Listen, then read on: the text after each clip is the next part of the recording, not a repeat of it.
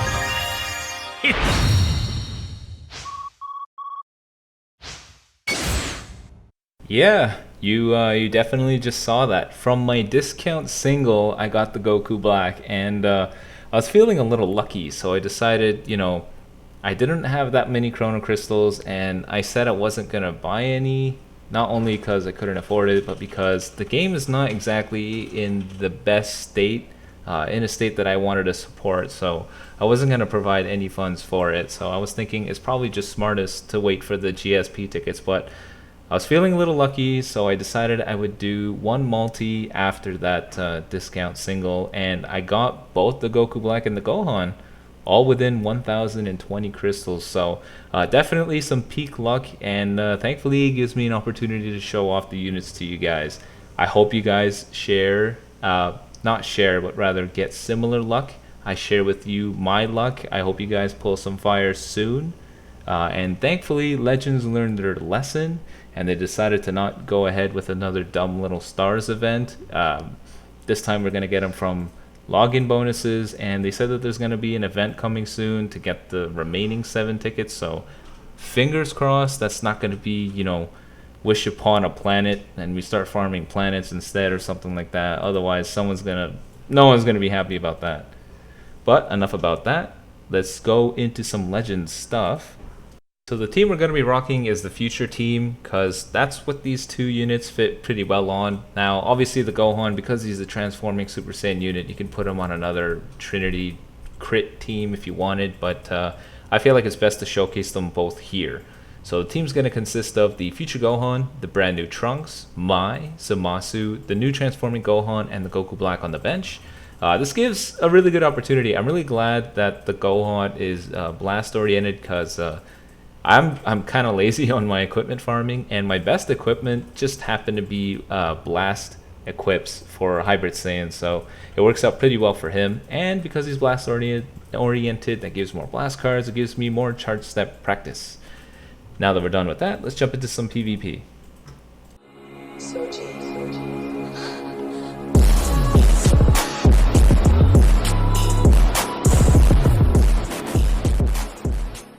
Alrighty, here's the first match of the video, going up against a Frieza Force team. This is a good opportunity to show off some of these hybrid / Saiyan units going against a team that naturally would counter against them. Now, for this showcase, it's going to be a little bit different. I'm going to go ahead and use either or for the third unit, because I'm trying to just show off 2 units here. So the Goku Black and the Gohan I want to be running, but the third unit I'll just make any one. Now, usually you would probably want to keep this Goku Black on the bench and then swap in, because Goku Black really shines after he gets hit. With him naturally being a defensive type unit, when he swaps in, he takes reduced damage. He will heal a percentage of the total damage done by the end of your opponent's combo. But interestingly enough is he gains a significant damage buff after the combo ends. So for a short period of time, Goku Black will gain an additional 50% damage inflicted once the opponent's combo ends, which is huge. Now, if he was an offensive type unit, that would be absurd. So it makes sense that they made him a defensive type unit. That would be such a huge buff to him. With him being a counter to Saiyan units, he can do quite a bit of damage towards fusion teams. I feel like the reason why they made him purple was not just because the future team needed a new purple unit, because they didn't really have one up until the new Trunks, but I really think it's because the fusions don't really have a suitable type advantage over him. There is Super Saiyan 3 Gotenks, but not a lot of people run him or have him. Not a lot of people felt like he was worth running, so with the Gogeta, the Super Vegito, and the free-to-play Vegito, which are who you naturally come across often against, well, you know, when you're running against the Fusion Warriors team, none of them have type advantage against him, so that puts him at a pretty good spot to come back and do some crazy damage. Plus 50% damage inflicted with his plus 35% Saiyan damage passive is a pretty gnarly combination. He can do quite a bit of damage. Now going back to the match here, things are going pretty good in my favor. It's a little bit laggy, and it kind of sucks because you can really tell how a match is going to go just by the loading screen at the beginning, and in my videos I cut them out, but I was waiting there for quite some time, so I was a little worried that it was going to be one of those really long matches. But, you know, out of all the units to take that Rising Rush, I had no issue with Trunks taking it because, I mean, you know, I'm trying to show off the other 2. Trunks can go ahead and take it. You guys already know that he's quite a powerhouse. Kind of sucks that my Rising Rush had to get cancelled out like that. I thought that in his animation he was going to be doing a Ki Blast, but in the end he ended up doing his blue card, which caught me, which kind of sucks. I really like this new Goku Black. The only disappointing thing is just how recycled the characters are. I know I made a comment saying that I really hope that they wouldn't be so copy and paste with a couple of numbers changed around, but it really does feel that way with them. I would not recommend anyone doing many multis on the banner for them. They are simply worth discount singles to me. Granted, their passives are very strong. I still think that you know, it might not be worth it. You might be better off hoping that you get lucky with your GSP tickets. If you absolutely want them and you are free to play, my recommendation is that you rely on discount singles and GSP summons, and then on the last day of the banner, if you don't have them and you just have this super strong fiery will to get them, then you do multis. Now I know you do miss out on the 999Z power, which is what they want you to prey on. They don't want you guys to be conservative. They want you guys not to be frugal. They're trying to bait you into summoning right away so you waste all your chrono crystals. If you really want to, I mean, just, you know, just be wary of it, like, because who knows what's on the horizon. I get the feeling that something fancy is going to be coming soon. I just have this intuition. I don't know, it could just be nonsense, but I feel like something's coming soon. Now going back to the match here, I'm trying to do a charge step, but one difficulty that I have is because my phone is skipping frames a little bit, it's very hard to actually do the charge step. It's very easy, well, no, I shouldn't say that. It's a lot easier to do when you're running in a smooth 60 FPS during your match, but for me, it kind of chops around every now and then, so throws me off guard. One thing I didn't talk about that's very, very good with the Goku Black is when Goku Black swaps out, your opponent loses 30 ki, and the new unit that swaps in actually gains damage inflicted buff, which is pretty strong if you really think about it. The new Android 17, one thing that I absolutely hate about that unit is when he swaps in, there's a huge ki reduction to you. I think you lose about 40 or 50 ki. And man, I hate that. That makes me so upset. So for a unit to do that upon swapping out is very, very strong if you know what you're doing. Very, very strong. Huge buff for a defensive unit to provide not only buffs towards his units, but to, you know, provide such significant debuffs to you is actually a very good combination. So it seems like what they made up for, because they didn't make any new animations for anyone, what they made up for that is making them have some very unique passives. So they're very, very strong, without a doubt, but I still don't think it's worth you guys blowing all your Chrono Crystals for them. They're not like, you know, Blue Gogeta, Super Vegeta level. They're more like, they're definitely A tier in my opinion. They're very good, but by no means worth hunting for, if that makes sense. Now, I haven't talked enough about the new future Gohan. I think the most impressive thing about him is his ability to increase substitution count for units. So when he pops his green card and he makes them get taken out of the current field, their substitution count goes up by 5 if it's the base form, and 10 if it's the Super Saiyan form, which is actually very useful. If you guys remember my video way long back when I didn't even talk with the Hercule and whatnot, saying don't underestimate standby count, having increased standby count is actually a huge nerf to your opponent. Not being able to swap out to another unit, it takes away their ability to avoid danger and ultimately could cost their unit. That's one of the tricky things. People always pay close attention towards, you know, when another unit is able to come out, how risky they can play. It basically changes up everybody's plan, so it's very, very strong. If there are some units that you don't want to deal with, in particular being like Super Vegito or the free-to-play Vegito, you can take advantage of that. You know, even for the Cell, so units that have, you know, coverage vanish. So if you use your green card on them, then you can safely use a Rising Rush if you're paying close attention to the timer count so that they don't come out. But another very, very strong thing about the Gohan is his main ability nullifies your opponent having type advantage for about 30 seconds, I believe, which is pretty big. That's one of the things that made the Broly very, very strong when he first came out, was for about 10 or 15 timer counts, no one could have type advantage over him. It made him very, very strong. No one having an advantage over him with all the things that he had made him a powerhouse. So for this new Gohan to have that is very, very good. I guess that means that they're absolutely aware of the units that they release. So they knew that there's a lot of rampant and very powerful purple units running about.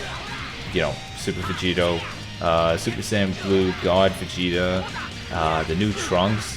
So they're absolutely aware of the units that they're releasing, and they're thinking about making suitable counters towards that, or things that will help units at least be decent against them. So it's very good of them to do that. 30 timer counts is quite a significant amount of time during the match.